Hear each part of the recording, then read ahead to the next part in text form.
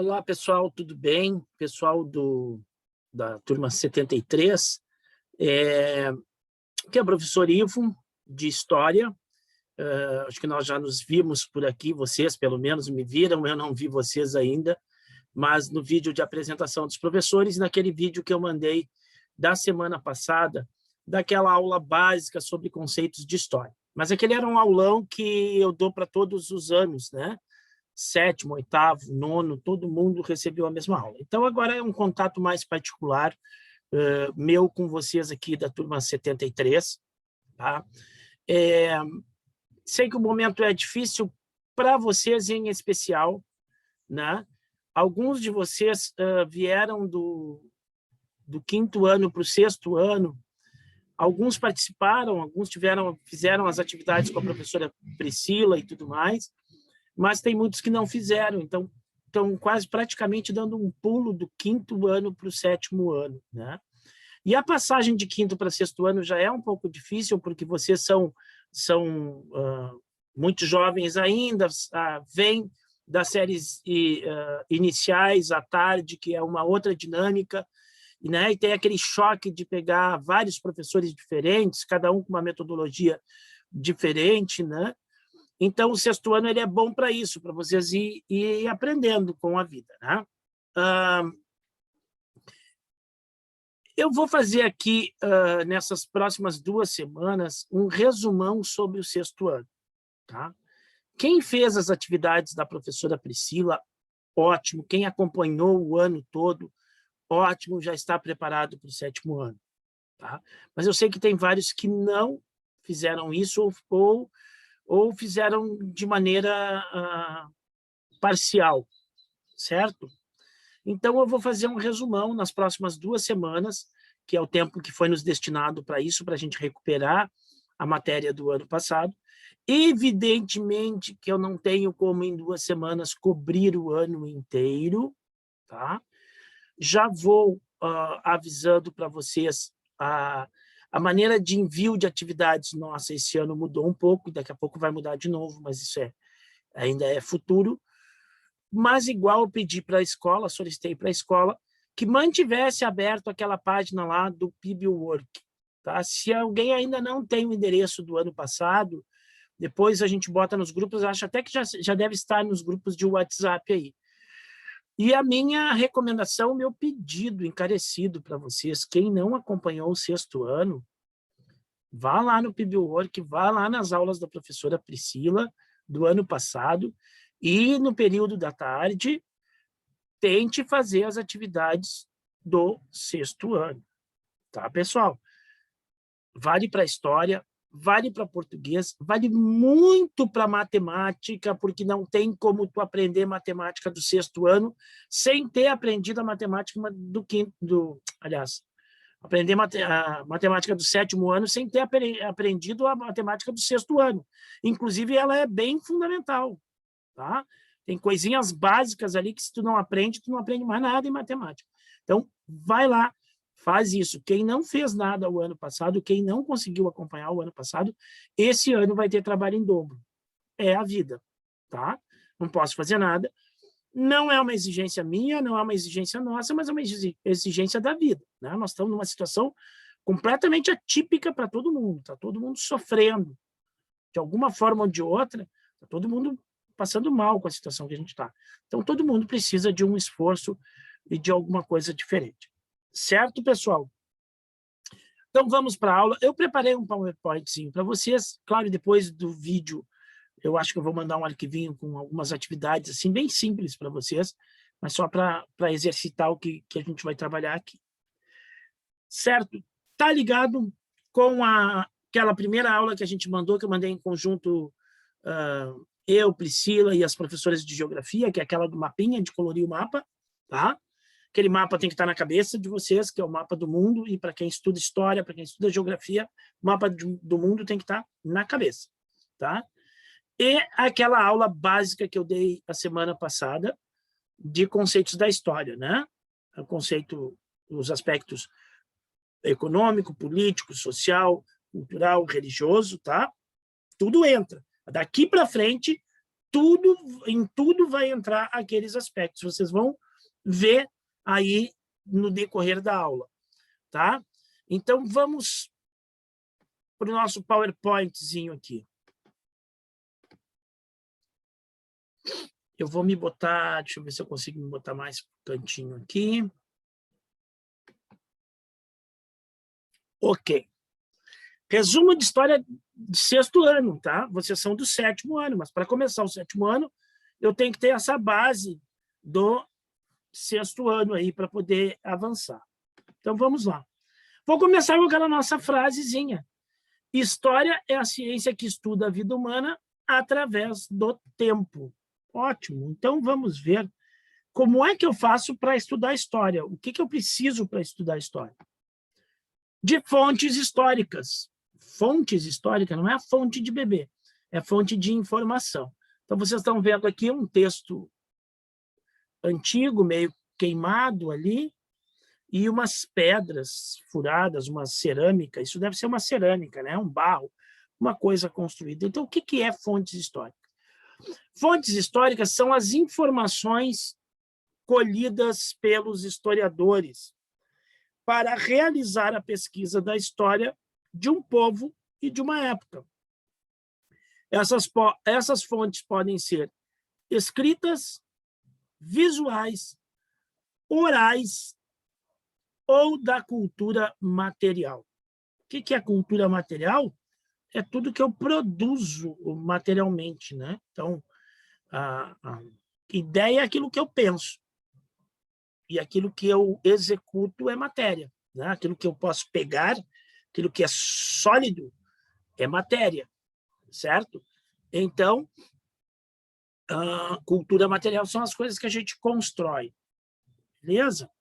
Lembrando, pessoal, depois vocês vão pausando o vídeo para copiar as lâminas. Então, olha aqui o que a gente tem nessa página. Olha, eu tenho ossos, eu tenho uma construção no meio da pedra, eu tenho um livro, eu tenho espadas, eu tenho jornal, eu tenho moedas e eu tenho uma fotografia. Tudo isso é fonte histórica e mais outras coisas que eu não coloquei aqui.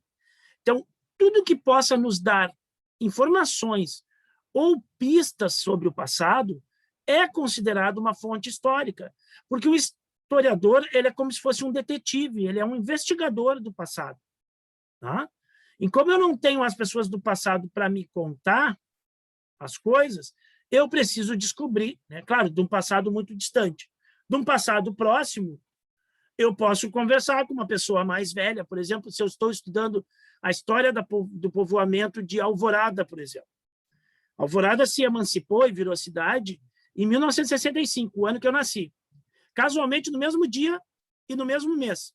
Né? Eu e Alvorada temos exatamente a mesma idade.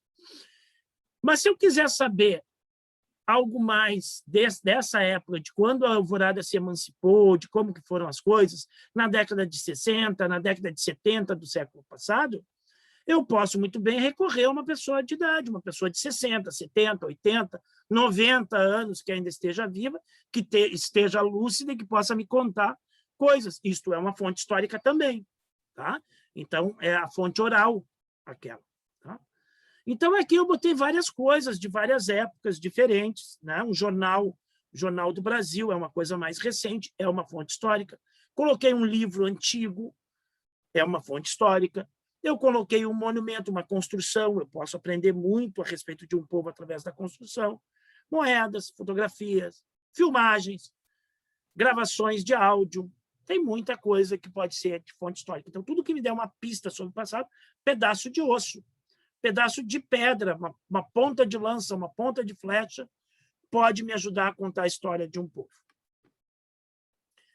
Bueno, então eu preciso das fontes da história para descobrir a vida humana através do tempo. E o que é o tempo? Como é que a gente organiza o tempo? Então, para escrever a história, os seres humanos tiveram de resolver o problema de situar os acontecimentos no tempo. Por isso, ao longo do tempo, criaram diferentes calendários, isto é, diferentes modos de contar o tempo. Para dar início à contagem do tempo, cada povo escolheu uma data importante para ele. Então, nós não temos um calendário único na humanidade. Nós temos vários calendários diferentes. Alguns já deixaram de existir, alguns povos já não têm mais, já não existem mais e tinham calendários. E outros ainda existem, e povos que existem hoje têm calendários diferentes, contam o tempo de maneira diferente. Querem ver? Contagem diferente do tempo para diferentes povos, tá? Eu botei 3 povos aqui, eu poderia ter posto os chineses também, tá?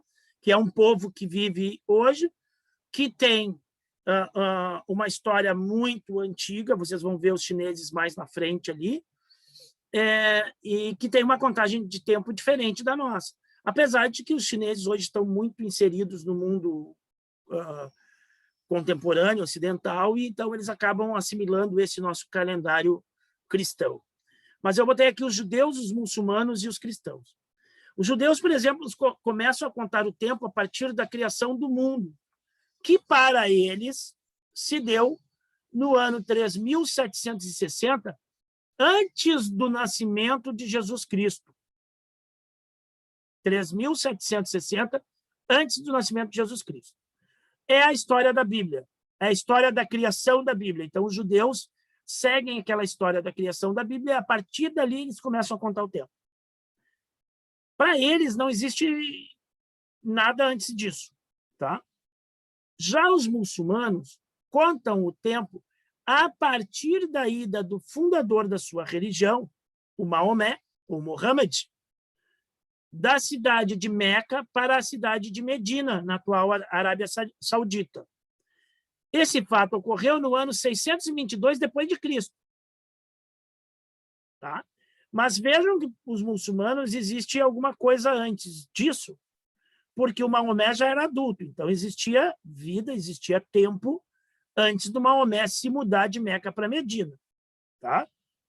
Mas eles começam a contar a história deles, do povo deles, a partir da religião deles, vamos dizer assim, a partir de 622 depois de Cristo. E os cristãos, por sua vez, escolheram o nascimento de Cristo para dar início à contagem do tempo. Então, hoje nós estamos no ano de 2021. 2021, a partir do nascimento de Cristo. Então, esse é o ano 2021, desde o nascimento de Jesus Cristo. Existia coisa antes? Sim. Os cristãos acreditam que existia coisa antes? Sim. Acreditam em histórias, pelo menos, no mínimo. Quem não acredita na ciência, na evolução e acredita em religião, pelo menos, no mínimo, até essa fundação do mundo aí dos judeus, certo? Como é que a gente faz esse tempo? Ele anda no sentido contrário, tá? Então, de Cristo para cá, ele é progressivo. Eu tenho o ano 1, o próximo ano será o ano 2. O próximo ano 3, o próximo ano 4, o próximo ano 5. O ano passado foi 2020, esse ano é 2021, o ano que vem será 2022, tá? Mas a gente conta o tempo antes de Cristo de forma regressiva, tá? Depois de Cristo é progressiva, porque cada ano que vem vai ser maior. E antes de Cristo ele é regressivo, porque eu tenho 10 anos antes de Cristo. O próximo ano que vai vir é o ano 9, não o 11, porque eu estou contando regressivamente até chegar. Tá? É aquela historinha da contagem regressiva para soltar o foguete, né? 10, 9, 8, 7, 6, 5, tá? Até chegar no 1, no 0, e o foguete sobe. Então, a mesma coisa. Então, nós contamos o tempo de maneira progressiva depois de Cristo, a partir de Cristo, e de maneira regressiva antes de Cristo. Então, 500 anos antes de Cristo, o próximo ano que vai vir é o 499 antes de Cristo. E assim vai vindo até chegar em Cristo. Aí, depois de Cristo, vai progredindo. Beleza? E aqui tem mais um... Opa! Aqui eu botei um quadrinho, depois vocês podem olhar melhor pausando o vídeo. É o calendário judaico, opa, aqui, ó, calendário judaico, calendário cristão e calendário muçulmano, tá? Então, aí tem o início, ó, essas bolinhas maiores é quando eles começam a contar o tempo. Aqui, ó, do cristianismo está aqui e o do islamismo, dos muçulmanos, está aqui. Vamos pegar uma data aqui, ó. O nascimento de Cristo está no calendário judaico em 3.761. Para o calendário cristão, ele é o ano 1. Para o calendário muçulmano, ele é 622 antes de Maomé, antes da fuga, né, de Maomé para Medina, que tem um nome lá, agora eu me esqueci o nome. Vamos ver, ó, fundação de Roma está em 1350 para os muçulmanos, está em 753 antes de Cristo para os cristãos e está em 3009 para os judeus. Ok, estou perdendo o meu aqui. E agora vamos ver assim, ó, uma data moderna, por exemplo, a criação do Estado de Israel, que aconteceu agora no século XX, não tem nem 100 anos ainda. Foi em 1948, no nosso calendário cristão. No calendário dos judeus, o Estado de Israel foi fundado em 5.708 e para os muçulmanos em 1367. Este ano de 2021, o ano atual, para os judeus é o ano de 5.781, para os cristãos é o ano de 2021, e para os muçulmanos esse é o ano 1442. E para os chineses é 5.000 e lá vai pedradas também, é o ano dos chineses, que eu não botei aqui.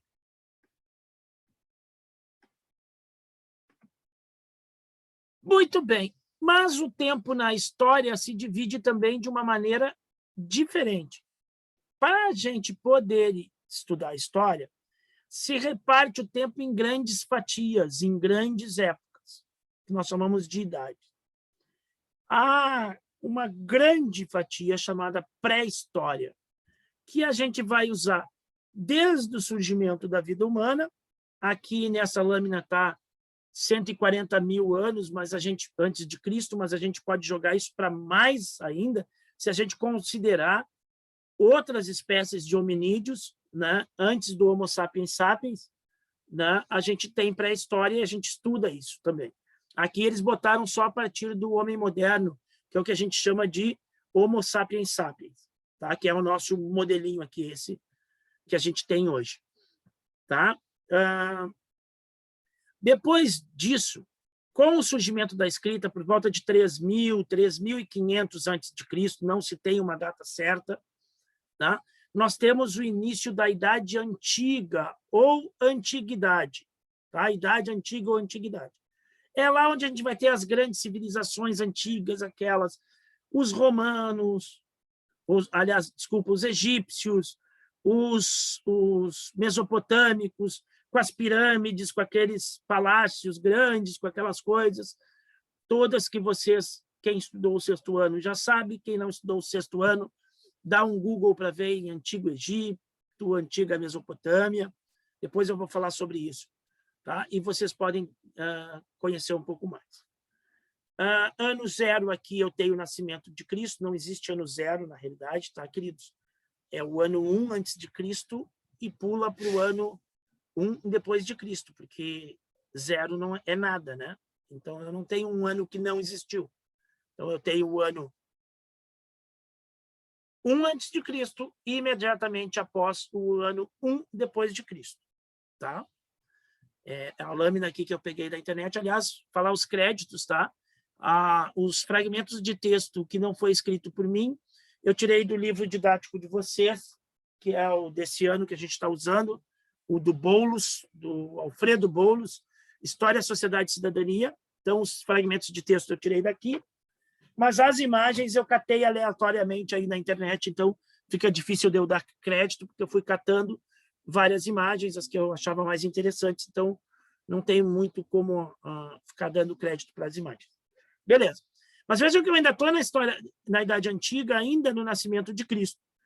476 anos depois do nascimento de Cristo, eu tenho o fim da Idade Antiga e o início da Idade Média, tá? Com a queda do Império Romano.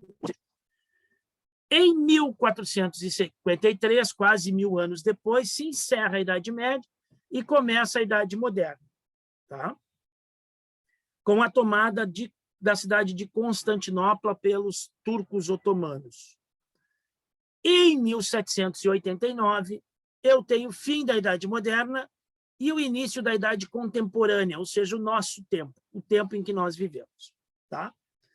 Isso é só uma mera repartição para que a gente possa estudar história, para simplificar o estudo da história. Conforme o país, conforme a localidade, essas divisões elas são diferentes. Os ingleses não usam exatamente essa divisão que a gente usa. Essa é uma divisão que os franceses usam, e aqui no Brasil a gente usa essa divisão também para estudar a história, tá? Já os chineses, a história da China, a história do Japão, por exemplo, lá do Oriente, ela já tem toda uma cronologia, uma organização de tempo totalmente diferente, que não é essa. Então, essa nós estamos seguindo um modelo europeu, vamos dizer assim, de divisão de estudo da história, mas é o que a gente segue hoje no Brasil, e é mais ou menos como se divide o livro didático de vocês, enfim. Quero chamar a atenção de vocês para uma coisa aqui, ó. E eu quero ver quem é que vai saber me responder.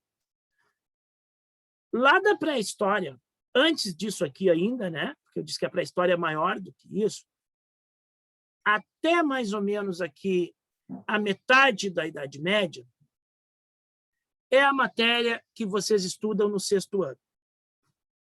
Da metade da Idade Média, cadê meu cursor? Da metade da Idade Média até quase o finalzinho da Idade Moderna, ou até a metade da Idade Moderna, é o que vocês estudam no 7º ano. E no 8º ano, vocês vão estudar o finalzinho da Idade Moderna e o começo da Idade Contemporânea. E no 9º ano, da metade dessa Idade Contemporânea para cá, basicamente século XX, vocês vão estudar no 9º ano. Tá, outra coisa.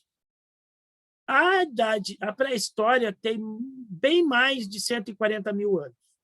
A Idade Antiga tem em torno de 3.500 a 4.000 anos.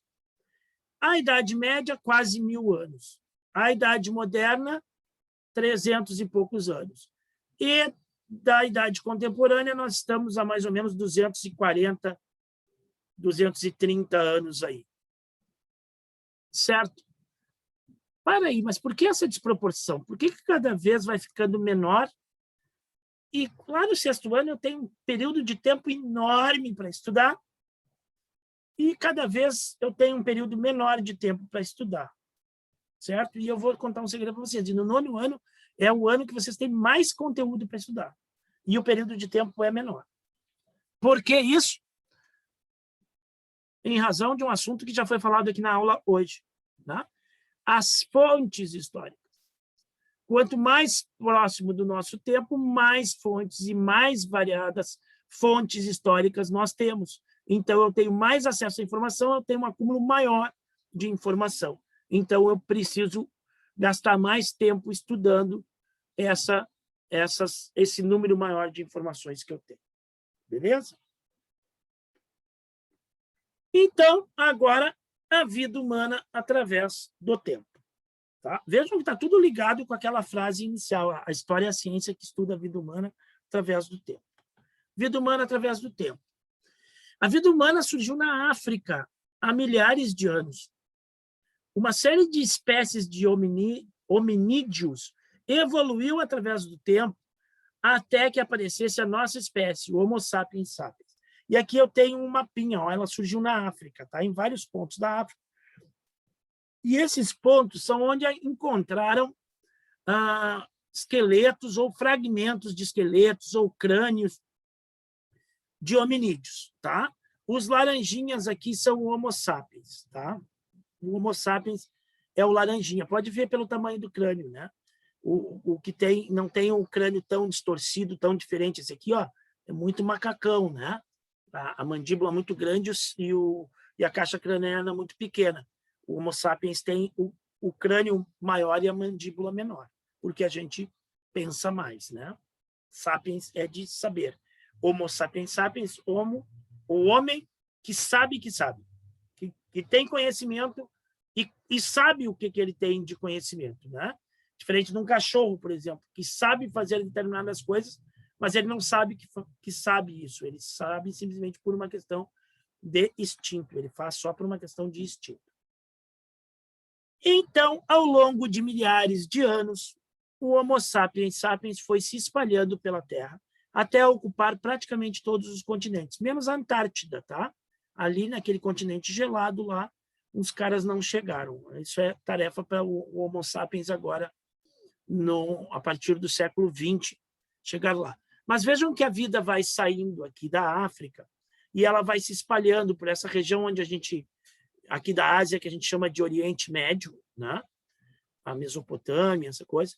Dali ela sobe para a Europa e ela tem correntes de migrações por dentro da Europa e por baixo da Ásia, né? Então, por cima da Ásia, vindos da Europa, e esses provenientes da África direto por baixo aqui. E ela vai se espalhando até que cruza a América e se espalha por todo o continente americano. Também há teorias de que, vejam que eles vêm até a Ilha de Páscoa aqui pelo mar, de ilha em ilha, na Micronésia, na Polinésia, aqui nessa região da Oceania, vão chegando até a Ilha de Páscoa, que pertence ao Chile, que é aqui da América do Sul, a Ilha de Páscoa. Mas existem teorias também de uma leva de povoadores da América que tenham vindo por esta rota aqui do mar, e não só por aquela rota do Estreito de Bering, que é uma pequena divisão de mar entre Ásia e América. Certo? Como é que viviam esses homens? Os humanos primitivos viviam em pequenos grupos nômades. O que é nômade? Que não tem residência fixa, que não se para num lugar. Ele permanece durante um tempo em determinado lugar enquanto ali tem alimento. Quando o alimento fica escasso, quando a situação climática está difícil, esse grupo vai se mudando, tá? Vai mudando, vai indo um pouco mais adiante, vai fazendo sua casa, vai seu acampamento, né? Vai mudando o acampamento de tempos em tempos. Então, os primeiros humanos, todos eram nômades, e eles viviam da caça, da pesca e da coleta de frutos e raízes, tá? Como é que eram essas sociedades? Como é que eles se organizavam? Tá? Então, olha só. Aqui eu vou ter o aspecto político, cultural e social. Tá? As primeiras sociedades humanas não tinham divisões internas. Todos os indivíduos tinham igual importância dentro do grupo, uma vez que a sobrevivência dependia do trabalho de todos. Então, todo mundo tinha que trabalhar. O máximo que tinha de divisão do trabalho era a divisão sexual do trabalho. Tá? As mulheres faziam um determinado tipo de função e os homens faziam um outro. Tá? Por exemplo, os homens iam caçar e as mulheres coletavam raízes, coletavam frutas, enquanto os homens estavam indo caçar, por exemplo. Caçar, cortar lenha, trazer lenha, recolher lenha, e as mulheres cuidavam das crianças coletivamente, muitas vezes, né? O filho de uma era o de todas cuidavam das crianças, e os homens se dedicavam mais a essa parte do trabalho pesado e tudo mais da casa, mas todo mundo trabalhava, porque a alimentação dependia de todos. Então, a sobrevivência do grupo dependia de todos. Então, todos trabalhavam igual e ninguém era mais importante do que ninguém. Todo mundo fazia parte do grupo de maneira igual. Na maioria das vezes, as decisões eram coletivas. Então, o grupo todo, como ninguém era mais importante que ninguém, o grupo todo decidia o que tinha que fazer. Embora alguns grupos já fossem, com o passar do tempo, fossem desenvolvendo uma certa liderança, tivesse um chefe ou líder, que poderia ser uma pessoa mais velha, uma pessoa de mais idade, que tinha mais experiência, mais conhecimento, ou o melhor caçador. Tá? Geralmente, para o grupo de caçada, o cara que vai liderar, que vai tomar a decisão mais imediata ali do grupo de caçada, é geralmente o melhor caçador. Tá? Mas não tem muito privilégio nesse grupo. Então, interessa que o cara comande, mas ele não tem regalias. Né? Eles deixaram alguns registros da sua vida cotidiana através de pinturas nas rochas. Nós temos lá o nosso amiguinho pintando lá um animal lá na rocha. Isso é chamado de arte rupestre. Nós temos isso no Brasil, nós temos no mundo inteiro isso.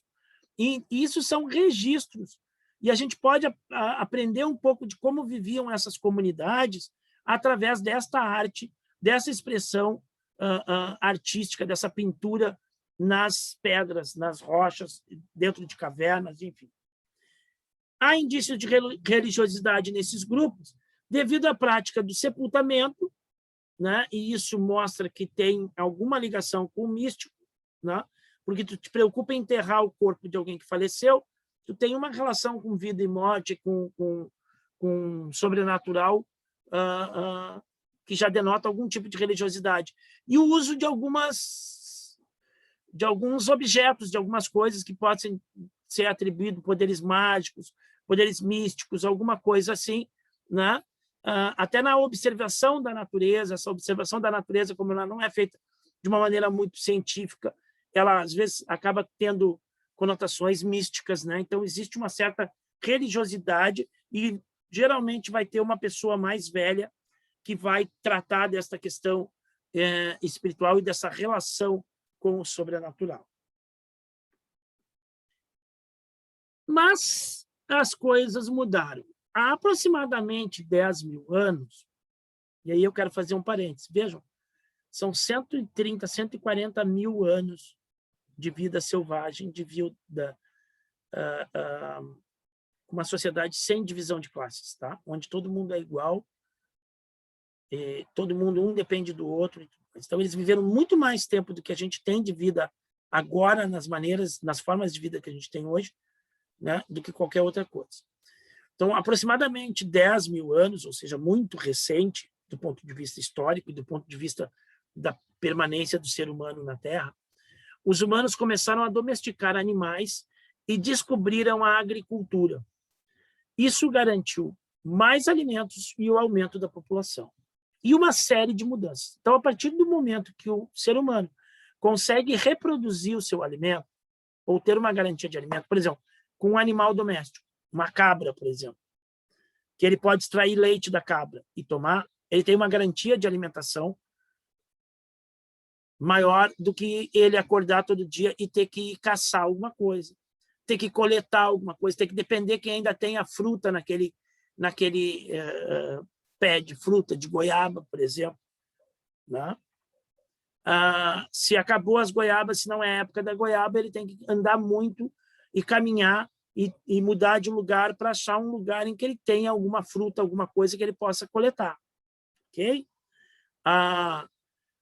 Se a caça está extinta, se ele já caçou tudo que tinha para caçar ali, se tem outros animais selvagens caçando e dividindo o mesmo tipo de alimento com ele, ele tem uma dificuldade muito grande para a sobrevivência. Então, esses 140 mil anos aí de história da humanidade, ou mais, foram muito difíceis, né? Então, os grupos eram pequenos, a população era pequena e durava muito pouco tempo. Em média, 25 anos de idade vivia um ser humano. E era tudo baixinho.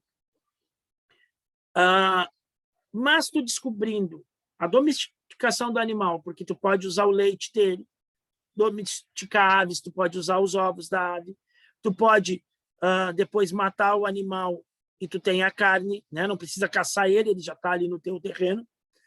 E também a agricultura, tu saber que tu coloca alguma coisa na terra e ela, depois de um determinado tempo, ela vai te produzir um alimento. E que tu pode fazer isso novamente, tu pode repetir o processo. Então, isso dá segurança alimentar. E isso fez com que aumentasse a população da terra e as pessoas começassem a se fixar num mesmo lugar.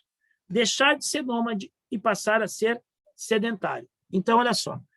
Com a descoberta da agricultura, alguns grupos vão começar a se fixar na terra, é o sedentarismo. E aí vão surgir as primeiras cidades. Tá? Não são cidades, evidentemente, do tamanho das cidades que a gente tem hoje, são cidades bem menores, mas já são aglutinação de pessoas. Já tenho gente fixa morando no mesmo lugar, parado, sem trocar de lugar, construindo casa, construindo uma residência mais fixa. E com isso tudo, vai mudar a característica dos grupos e da sociedade humana. Vocês vão ver agora. Com o surgimento das cidades, surgem também as divisões sociais. Algumas pessoas passam a ter mais importância dentro do grupo e a ter certas regalias, enquanto outras trabalham duro e têm menos condições materiais. Tá? Aí, vamos dizer, quando o homem começa a ter sobra de alimento, os grupos começam a se dividir. Eu vou ter gente mais importante e gente menos importante.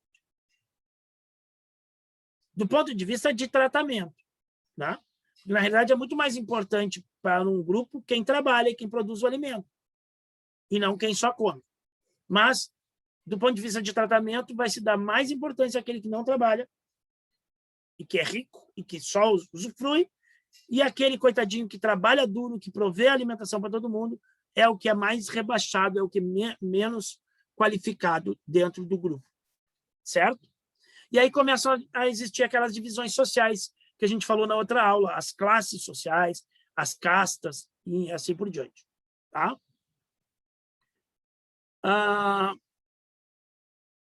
Se acentua a divisão do trabalho por especialidade. E isso é uma das questões, é uma questão econômica, mas é uma questão que influi no aspecto social também. Tá? Por que as pessoas vão ser de uma classe X e a outra vai ser da classe Y? Por que uma classe tem mais favores e outra tem menos favores? Está ligado também à função que a pessoa exerce na sociedade. A divisão do trabalho por especialidade. Lembra que antes eu falei a divisão sexual do trabalho, os homens fazem uma coisa e as mulheres outra? Aqui vai ser diferente. Ó. Por especialidade é o seguinte, alguns trabalham apenas na produção de alimentos, ou seja, vai ter o cara que vai cuidar só dos animais, vai ter cara que vai cuidar só da plantação, outros se dedicam a fabricação de ferramentas e de armas. Então, tem o cara que é habilidoso e que sabe fazer uma determinada ferramenta, que sabe fazer arma, né? Uma lança, uma flecha, um arco. Então, o cara vai ficar, em vez de ir lá plantar e produzir alimento, ele vai ficar só fabricando ferramentas, armas e tudo mais. Outros vão saber fazer cerâmica, né? Então vão fazer vasos, vão fazer potes, vão fazer panelas. Tá? Outros vão trabalhar nas construções, né? Então vão fazer casas, vão fazer palácios, vão fazer muros, vão fazer pontes, vão fazer canais de irrigação. Outros vão formar grupos armados, né? Soldados, aquele cara então, que era do grupo de caça, ele agora caça menos e se preocupa mais em controlar as pessoas do grupo e subjugar as pessoas do grupo. Né? É a polícia, é o soldado, é o que vai entrar em guerra com outro grupo rival por uma disputa qualquer, né? Mas é o cara que vai andar armado e que vai exercer um certo domínio sobre os demais trabalhadores. E alguns grupos vão se intelectualizar, que vão ser geralmente os ligados à religião, os sacerdotes, né? Os que vão pensar a religião, vão criar os sistemas religiosos, e esses caras vão ganhar uma grande importância dentro da sociedade. Eles não vão trabalhar, eles vão, muitas vezes, administrar as colheitas, administrar. É esses caras que vão desenvolver a escrita depois. Eles vão administrar para onde que se distribui a alimentação, o armazenamento da alimentação. Eles vão estudar os astros, eles vão estudar a natureza, eles vão criar regras, né? Então, eles vão explicar o mundo para os demais, vão estudar o mundo, explicar o mundo, né? A partir do ponto de vista religioso. E eles têm grande importância dentro das sociedades antigas, né? E os chefes crescem em importância nesse período, então, com o surgimento da cidade, eu vou ter uma importância muito maior no chefe, aquele chefe que simplesmente era o líder na tomada de decisões, ele passa a ser o cara que manda, de fato, no grupo e começa a aumentar em poder, em regalia, e ser atendido pelos outros membros, ser apoiado pelos militares, claro, porque para que todo mundo obedeça a ele tem que ter uma força militar, né, de coação, e tem que ter uma força também de convencimento. Então, ele vai ser apoiado pelos sacerdotes, por esses religiosos. Só existem duas maneiras, meus queridos, de tu fazer com que alguém faça alguma coisa para ti. É pela coerção ou pelo convencimento, certo? Muitas vezes a gente é convencido de fazer alguma coisa para outra pessoa por uma questão de amor, de carinho, de afeto, de solidariedade, de bondade, tudo mais. Mas a gente foi convencido disso, de alguma forma, certo? Mas tem muitas vezes que a gente tem que fazer coisas que a gente não quer fazer. Então, muitas vezes a gente é obrigado a fazer, né? Então, os chefes, para mandarem, eles têm duas coisas para que eles façam que as pessoas obedeçam a eles, né?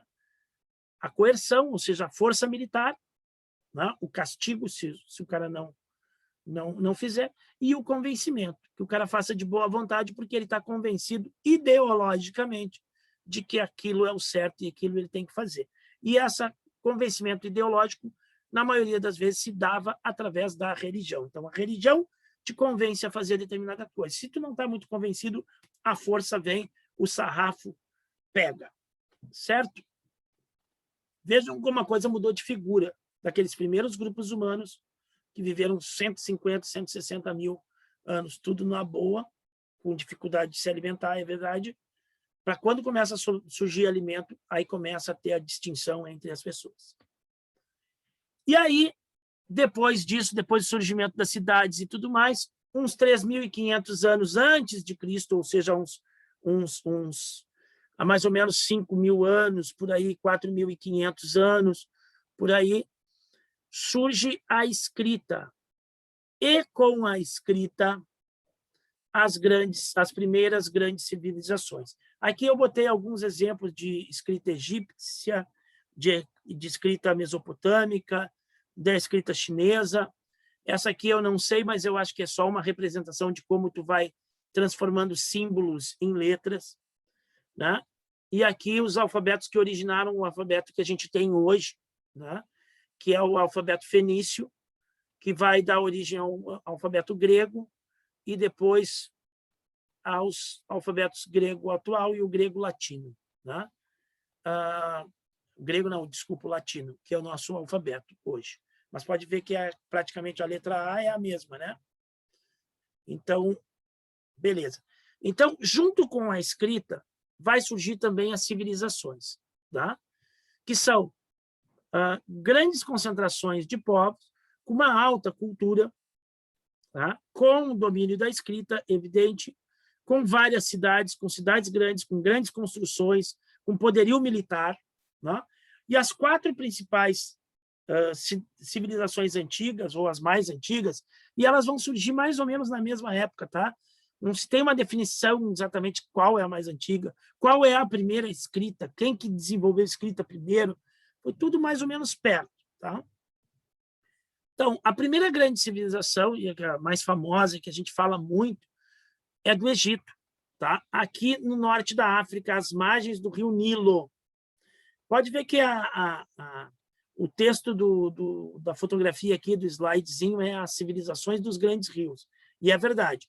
Então, a civilização egípcia se desenvolveu ao longo do rio Nilo, porque o resto do lado é deserto, mas o Nilo nasce no meio da África, no meio das florestas e nas montanhas, então ele traz muita matéria orgânica, e ele é um rio de alagamento, então ele, em determinadas épocas do ano, ele alaga uma vasta região, e quando ele volta para o seu leito normal, ele deixou aquela terra toda fértil ali. E depois os egípcios também aprenderam a construir canais de irrigação para aumentar o espaço da terra fértil, da terra que pode produzir, né?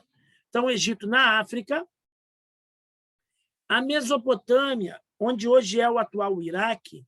Mesopotâmia é uma palavra grega, meso, que seria no meio, ou entre, e potamos, que seria rio. Então, entre rios, aqui eu tenho dois rios, o Tigre e o Eufrates. Então, essa região no meio desses dois rios, Tigre e Eufrates, vai ser uma região fértil chamada de Mesopotâmia. Tá? Tem aqui, na foto, eles botam a civilização suméria também, que ela é um pouquinho mais antiga do que as outras civilizações mesopotâmicas. Tá? Na Mesopotâmia, o Egito, eu tenho um governo centralizado, eu tenho um império, e o imperador chama-se Faraó, e ele domina, ele reina sobre todo o Egito. E ele é a autoridade máxima do Egito inteiro. Tem várias cidades no Egito e todos estão submetidos ao comando do Faraó, e ele é tido praticamente como um deus ou como a encarnação de um deus na Terra. Já na Mesopotâmia, eu tenho um sistema político diferente. Eu tenho o que a gente chama de cidades-estados. Eu tenho diversas cidades, cada uma delas com seu rei, com seu governante, cada uma delas com a sua legislação própria, cada uma delas com a sua organização, com suas coisas, embora falassem quase a mesma língua. Cada uma acreditasse nos mesmos deuses, mas cada cidade tinha um deus principal. De tempos em tempos, alguma dessas cidades crescia muito e se tornava império, e aí dominava as outras. Mas, basicamente, o sistema político da Mesopotâmia é de cidades-estados, ou seja, um rei em cada uma cidade, não tem um governante único para o país inteiro. E aí as outras, aqui ao longo do Vale do Rio Indo, nós temos a civilização indiana, né? O que a gente chama hoje de civilização indiana, na realidade é um conjunto de povos, de características semelhantes e que dá origem à cultura indiana que a gente conhece hoje, né? E ali eu vou desenvolver vários reinos, e em determinados momentos esses reinos vão disputar em importância e tudo mais, né? Mas é a civilização da Índia. E mais no Oriente, na Ásia, lá, eu tenho, ao longo do Rio Amarelo, a civilização chinesa. Começa o grupo dos Shang, né? E depois ela vai ter vários povos nessa região e vai se desenvolver um império, talvez o império que durou mais tempo na história humana, né? Porque ele vai vir lá de muito tempo antes de Cristo e vai continuar esse império até o século XX aqui agora, tá? Que é o Império Chinês. Tá? Então, são as 4 principais civilizações antigas: Egito, Mesopotâmia, Índia, China. Nós não vamos ter tempo de falar muito delas, então eu recomendo quem sentir alguma defasagem de conteúdo e quiser, ou dá um Google, ou vai lá nas aulas da professora Priscila para estudar. Aqui eu tenho um resumozinho só para encerrar o nosso vídeo de hoje dessas civilizações. Todas essas civilizações surgiram relativamente ao mesmo tempo, por volta de 4.000 a 3.500 anos antes de Cristo. Desenvolveram a escrita, fizeram grandes construções, possuíam várias cidades e dominaram os povos próximos. Tinham conhecimentos matemáticos e astronômicos. A civilização egípcia antiga vai sofrer invasões de outros povos, assírios, macedônios e romanos, por volta a partir do ano 500 a.C. E nos tempos de Cristo já vai estar um tanto descaracterizadas. Outras invasões posteriores irão destruir por completo a civilização. Tá? Um processo semelhante vai acontecer com a civilização mesopotâmica, que a partir também de lá, mais ou menos 400 a.C., vai sofrer, errei ali, vai sofrer, não é sofrer, sofrer invasão dos persas, depois dos greco-macedônicos, né, os macedônios, na realidade, dos romanos, e, por fim, ela vai ser absorvida pela cultura islâmica. Tá? A vida mais longa tiveram as civilizações indianas e chinesas, que perduraram até os séculos XVIII e XIX, quando foram invadidas e dominadas pelos europeus, especialmente pelos ingleses.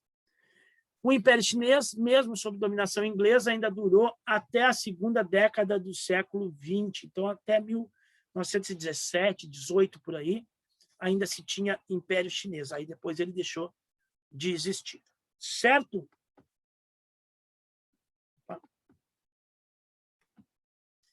É isso. Aqui encerra a nossa aula de hoje. Voltei. Tá, pessoal? É um resumão do básico da história, da pré-história, Idade Antiga, da divisão do tempo, das fontes históricas, o que a gente precisa para estudar a história. Tá? Semana que vem, para a próxima aula, eu vou fazer um resumão sobre Grécia, Roma e feudalismo. Porque a partir do fim do esgotamento do sistema feudal, na Idade Média, que a gente começa o conteúdo do 7º ano, ok? Tá? Antigamente, até há 2 anos atrás, feudalismo e Idade Média toda era dado no 7º ano. Agora se aumentou, com a BNCC se aumentou o conteúdo do 6º ano, então o 6º ano da Idade Antiga e quase toda a Idade Média. Tá? Então a parte do feudalismo entra no 6º ano.